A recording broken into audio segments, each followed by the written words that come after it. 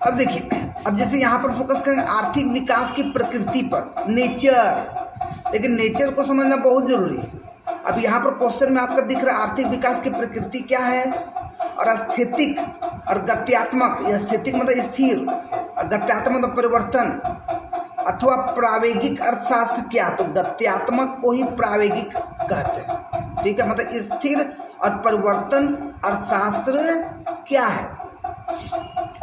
अर्थ विकास का अर्थ वो परिभाषा जान लेने के बाद एक स्वाभाविक प्रश्न यह उठता है कि आर्थिक विकास की प्रकृति क्या है। आर्थिक विकास की प्रकृति क्या है।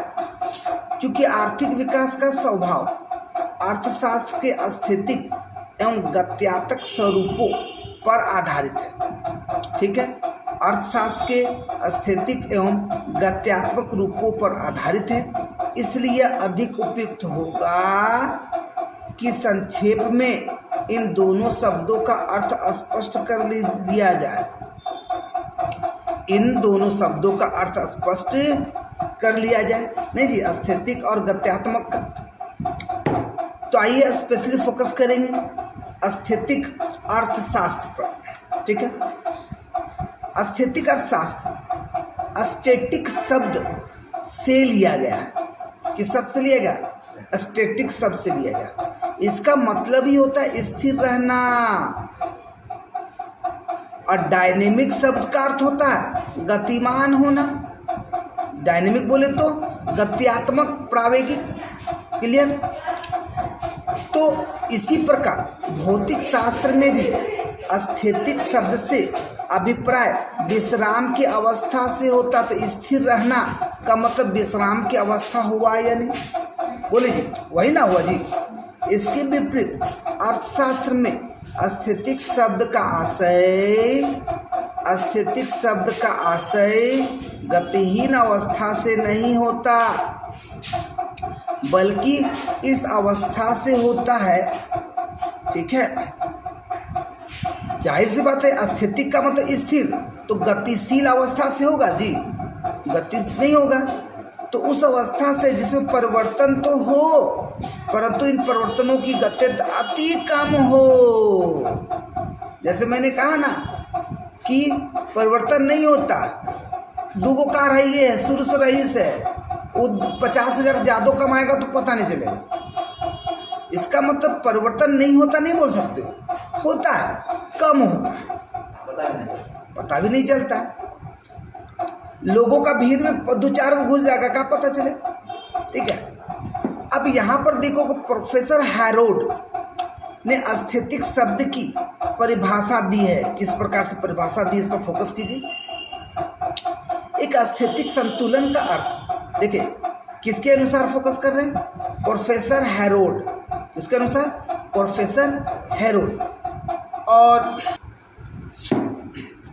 तो हैरोल्ड जो है क्या करे, एक स्थैतिक संतुलन का अर्थ है विश्राम की अवस्था से नहीं होता। देखिए यहाँ पर अभी स्थैतिक संतुलन में क्या देखा आपने?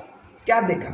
स्थिर रहना, विश्राम की अवस्था, परिवर्तन की गति अत्यंत कम होना। देखिए 3 बात पर फोकस किए स्थैतिक अर्थशास्त्र में। अब यही क्वेश्चन है कि स्थैतिक अर्थशास्त्र से संबंधित इनमें से कौन सी बातें सही है या नहीं है। तो स्थिर रहेगा, विश्राम की अवस्था होगा, परिवर्तन की गति अत्यंत कम होंगी। लेकिन हैरोल्ड ने क्या कहा कि विश्राम की अवस्था से नहीं, सीधा बोल दिया, बल्कि उस अवस्था से जिसमें कार्य निरंतर रूप से दिन प्रतिदिन अथवा वर्ष प्रतिवर्ष हो रहा है, परंतु उसमें वृद्धि अथवा कमी नहीं हो रही हो। मतलब कुछ नहीं हो रहा, मतलब ये तो एकदम सीधा बोले स्थिर है। आप ना आगे बढ़ रहे ना पीछे जा रहे, मतलब आप वहीं खड़े हो, ये ना बोल दे जी। इसका मतलब हैरोल्ड ने क्या कहा? देखा, अब यहाँ पर क्वेश्चन रहेगा कि हैरोल्ड के अनुसार उसका स्टेटमेंट कौन कथन सही है या गलत है। तो इसने क्या कहा कि विश्राम मतलब स्थैतिक का अर्थ विश्राम की अवस्था से है, सही या गलत? गलत। इनके अनुसार निरंतर रूप से दिन प्रतिदिन अथवा प्रतिवर्ष वृद्धि होने से है, सही या गलत?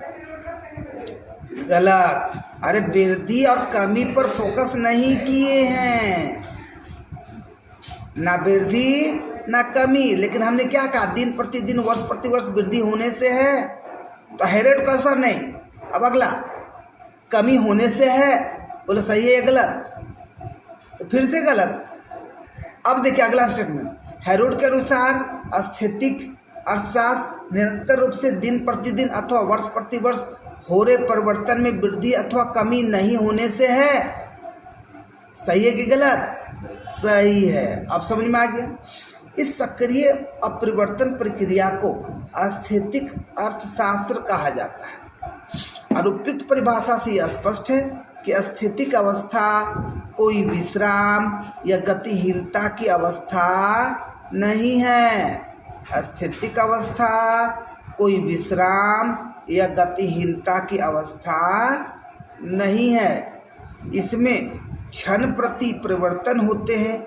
यह परिवर्तन इतनी कम गति से होते हैं, यह परिवर्तन इतनी कम गति से होते हैं कि संपूर्ण अर्थव्यवस्था में कोई महत्वपूर्ण परिवर्तन दृष्टिगोचर नहीं हो पाता। और स्थैतिक अवस्था गति में स्थिरता का घोतक, मतलब गति कर अगर कोई स्थिर हो जाए तो वो स्थैतिक होगी। इसका मतलब जो भी परिभाषा देखा आपने, यहाँ पर देखा या यहाँ देखा, तो इस आधार पर यहाँ पर क्या कहा कि कोई विश्राम या गतिहीनता की अवस्था नहीं है।